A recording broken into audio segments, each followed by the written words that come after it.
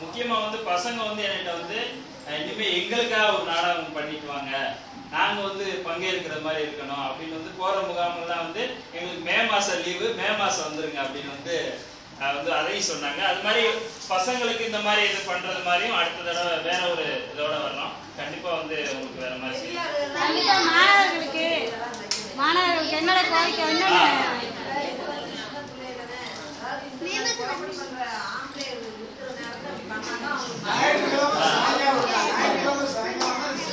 ஞாயிற்றுக்கிழமை